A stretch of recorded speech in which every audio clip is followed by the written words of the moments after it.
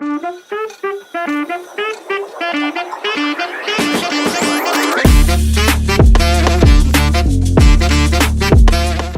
on va parler d'agilité, d'intégration, de scalabilité. Comment est-ce qu'on transforme une organisation B2B en profondeur depuis le début?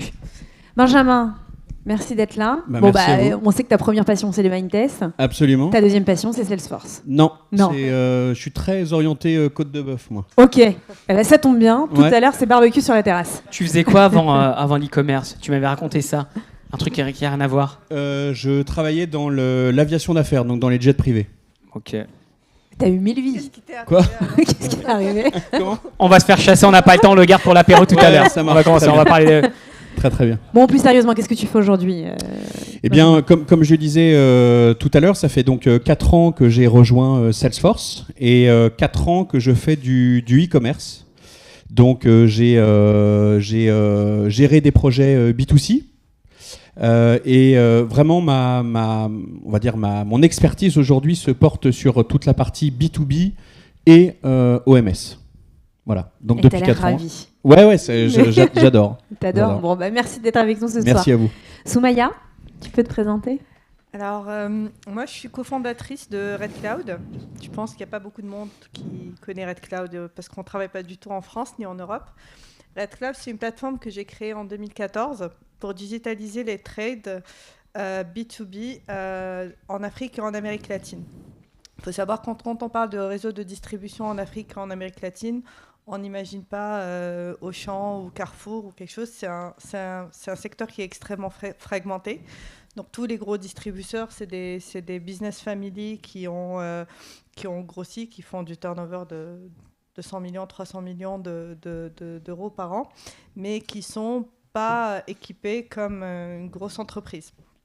Donc nous, on a pris notre bâton de pèlerin chez Red Cloud. On est parti les voir un à un pour transformer leur business, digitaliser leurs relations avec les retailers qui achètent leurs produits tous les mois. Et voilà.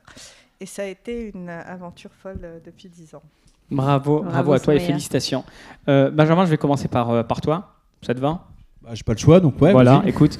Tu vois, tout à l'heure, Laetitia présentait on présentait les chiffres. Et il y avait un chiffre qui était un chiffre à deux chiffres, c'était 14% sur la croissance du B2B. Alors, chacun sort son étude, ça va être 15, 22, on s'en fout. Finalement, la croissance du B2B, elle est forte. Comment tu l'expliques ça? Cet engouement de la digitalisation ou des investissements sur le B2B? Commerce spécifiquement. Ouais, et d'abord, je vais t'envoyer des chiffres moi aussi, parce qu'il n'y a pas de raison. Vas-y. Je ne sais pas si vous êtes au courant, mais en 2024, le chiffre d'affaires global B2C, c'est 175 milliards d'euros de chiffre d'affaires.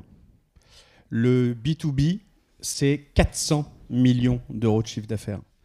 Donc ça montre qu'aujourd'hui, les comportements d'achat, la manière de travailler, la manière de vendre changent. Donc l'argent de Salesforce pour le décor, peut-être l'année prochaine on mettra un petit peu plus d'argent. Chez toi. Ouais. Tu passes un mot à David. Oui, mais en fait il faut que j'arrête de me projeter en arrière. Vas-y, continue. Donc pourquoi est-ce que les entreprises B2B se digitalisent? Tout simplement parce que d'abord c'est le sens de l'histoire, c'est ce qui se passe. On parlait des comportements d'achat. Je crois que c'était Amélie qui disait que la population aujourd'hui d'acheteurs est de plus en plus jeune. Et aujourd'hui, ils utilisent tous Amazon et tous les sites que vous connaissez B2C. Donc ça, c'est déjà la première réponse. Deuxième réponse, il y a une réponse financière. B2B, aujourd'hui, comme je viens de vous le donner avec ces chiffres, c'est un levier de revenus assez incroyable. Donc ça veut dire que les entreprises sont obligées de se transformer, de réduire ce qu'on appelle le cost to serve. Donc ça me fout hors de moi d'utiliser des anglicismes, mais c'est donc le coût de service. C'est-à-dire que avant, dans le B2B, je pense que vous le savez aujourd'hui, pour passer commande, on envoyait un email, on envoyait un fichier Excel, on envoyait même à l'époque des fax. Ah oui, t'es mignon toi. Exactement, des fax. Et on se téléphonait sur le Bebop et on faisait des recherches Minitel. Et donc aujourd'hui, ça n'existe plus, quoi. Et ce que ça veut dire aussi là-dedans, c'est qu'on en a beaucoup parlé aussi, c'est la data. Aujourd'hui, même les entreprises B2B ont compris la nécessité d'avoir une data de qualité. Qui dit commande papier ne dit pas data. Qui dit commande digitale dit data. Analyse d'un comportement, être capable de gérer les stocks, les prix en temps réel, analyser les parcours d'achat. Donc aujourd'hui, je vais redire ce qu'on a déjà dit, mais le B2B est en train de se B2C-iser. C'est aussi simple que ça. Soumaya, pour rebondir sur ce que dit Benjamin, sur la data, toi tu évolues sur des marchés qui a beaucoup de data, mais des data qui sont peut-être pas structurées encore. Comment est-ce que tu accompagnes justement ces entreprises sur ces marchés qui ont zéro structure ? En fait, ce qui est intéressant, c'est que... Soumaya, tiens bien le micro pour la captation. Vous m'entendez bien là ? Colle-le à ton menton. En fait, ce qui est intéressant sur les marchés dans lesquels je travaille, c'est que... Alors, il n'y a pas de data en fait. Alors, on dit qu'il y a de la data, mais il n'y a pas de data. Quelque part, ça rend notre vie plus difficile et quelque part plus facile. Parce que d'un côté, on crée de la data d'une page blanche. C'est-à-dire, quand je vais voir un client, j'étais avec un client la semaine dernière qui fait 200 millions de chiffres d'affaires. Il a un ERP qui a été développé par son neveu il y a 20 ans, qui est parti aux États-Unis. En fait, il n'y a personne qui sait comment ce truc fonctionne. Mais c'est comme ça qu'il gère, son business. Donc, il y a le premier sujet quand on intervient chez nos clients, c'est déjà débroussailler, comprendre ce qu'il n'y a pas, parce que souvent, il n'y a pas grand-chose. Et après, implémenter notre solution pour déjà créer les datas, donc créer les catalogues produits. On est avec des clients, quelqu'un en parlait tout à l'heure, où tu as 200-300 millions de SKU qu'il faut digitaliser, prendre les photos, c'est des choses toutes bêtes comme ça, juste avoir les photos de tous les produits, c'est compliqué. Donc, on crée tout ça pour eux. Pour la première fois. Une fois qu'on a fait ça, après, il faut transformer la façon dont ils interagissent avec leurs clients. Alors, au mieux, ils vont avoir un call center avec plein de gens qui appellent les clients tous les jours pour prendre des commandes, les écrire sur un registre et après les rentrer dans le RP. Donc, nous, on transforme tout ça aussi. Après, on commence à implémenter des systèmes de order management qui sont un peu plus digitaux, etc. Donc, c'était fascinant pour moi d'écouter toutes les conversations parce que comme je travaille que dans les pays émergents, entre guillemets, donc j'ai toujours baigné dans un monde où il n'y avait rien, où c'était très complexe, mais je me rends compte que finalement, même en Europe, on émerge aussi. On émerge aussi. Donc, on a les mêmes problématiques. C'était vraiment très, très intéressant pour moi, c'était une découverte.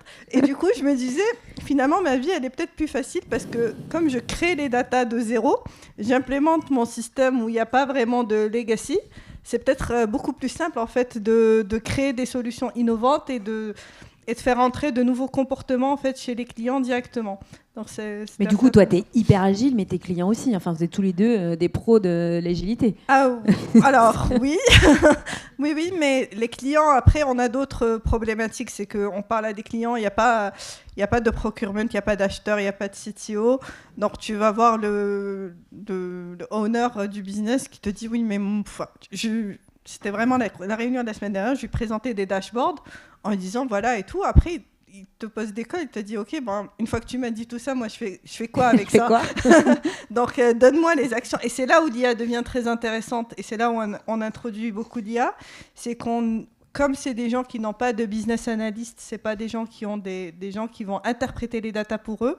Donc c'est là où l'IA devient très utile pour nous parce qu'on ne leur donne pas des chiffres, on leur donne un contexte sur les chiffres, une interprétation des chiffres et un plan d'action sur ce qu'ils doivent faire avec les données qu'on leur donne. Et c'est là où l'IA devient vraiment fascinante pour nous. Je veux rebondir dessus. Justement, Benjamin, j'ai une question pour toi. La semaine dernière, quand j'ai interrogé Fabrice de chez Sonepar, il expliquait que l'IA ou les outils qu'il met à disposition, c'est l'exosquelette du vendeur. J'aimais bien cette idée. Tu vois, tu as le vendeur augmenté et si c'est un bourricot, ce sera un bourricot augmenté. Et si il sait ce qu'il doit faire, il sera beaucoup plus productif, etc. Salesforce, il n'y a pas une semaine où vous ne communiquez pas sur l'IA. J'arrive à ma question. Vous allez all-in sur l'IA. Votre patron Benioff, il est complètement all-in depuis quelques années.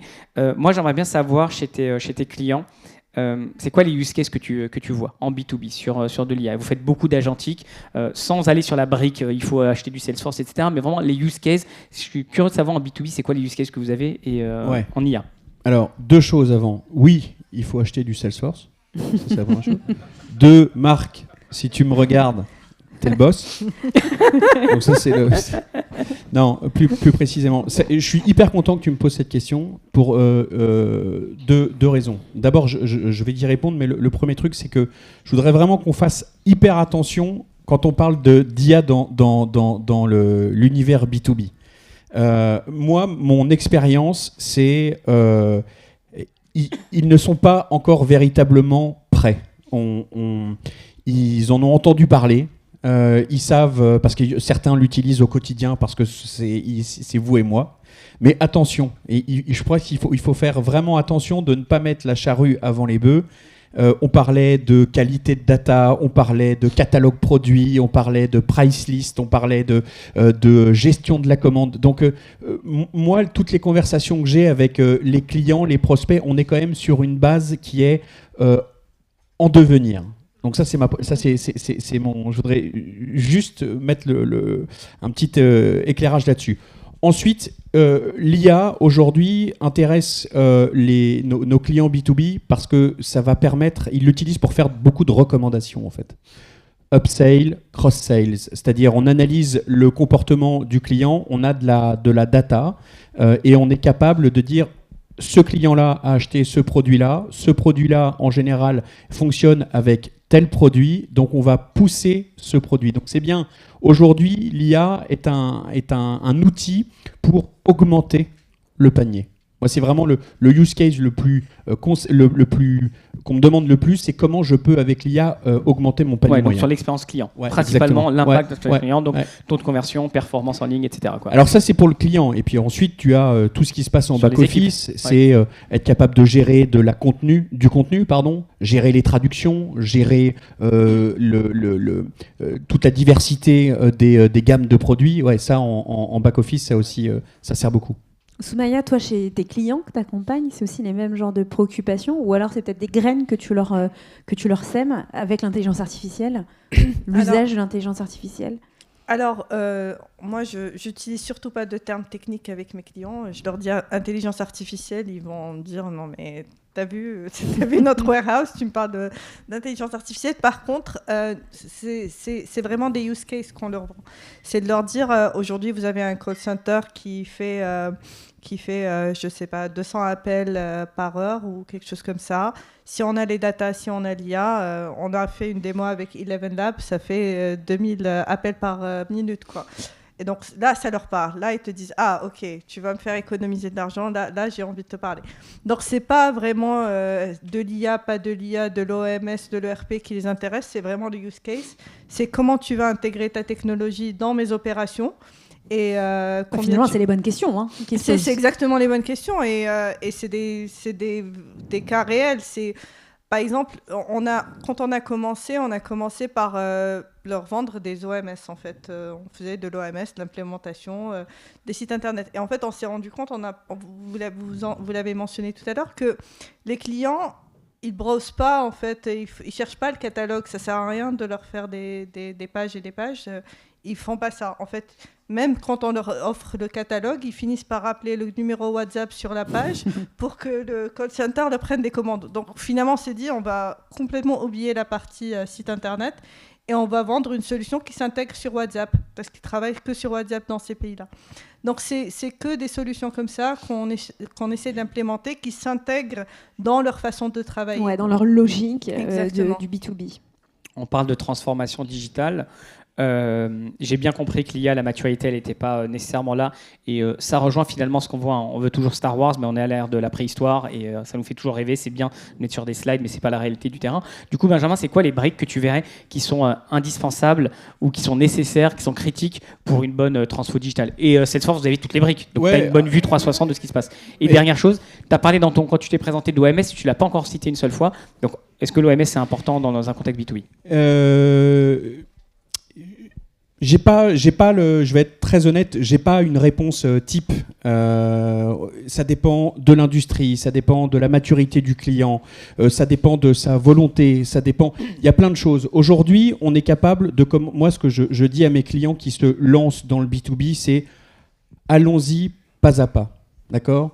Parce que tu peux essayer de démarrer une plateforme e-commerce si ta price list se met pas à jour, si tu ne peux pas avoir ton stock en temps réel, si tu ne peux pas facturer correctement, si tu ne peux pas gérer le cycle de vente. En fait, si tu veux, c'est un tout.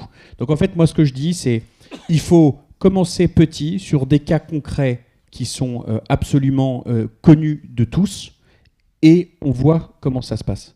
Donc, je n'ai pas forcément de réponse. Je pense que c'est au cas par cas. C'est un peu une réponse de Normand, je suis désolé.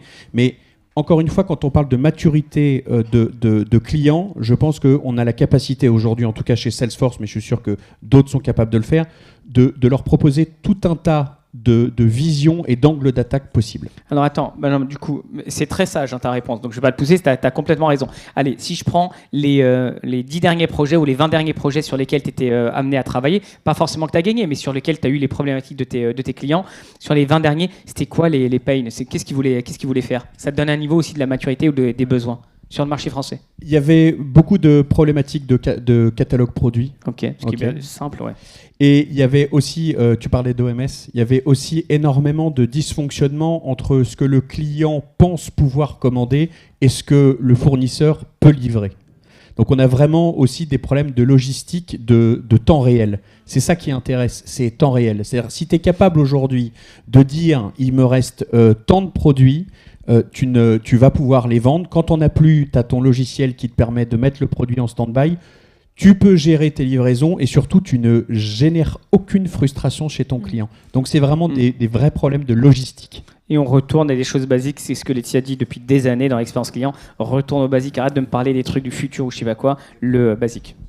Alors justement, le futur, Soumaya, sur les marchés sur lesquels tu opères, tu le vois comment, toi le futur, 2026 déjà, le tout petit futur dans quelques jours là, qu'est-ce qui va changer?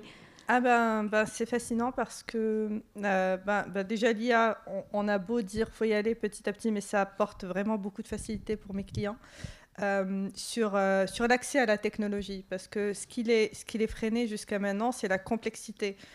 Shopify, tout. Salesforce aussi. Je vais finir par partir, moi. Il a eu ça un fait arrêt, deux fois là, quand même. C'est des solutions très complexes à implémenter quand on n'est pas un corporate. Donc, l'IA permet justement d'accéder à ces solutions avec un moindre coût, avec moins de besoins de compétences et de choses. Donc, ça, c'est plutôt intéressant.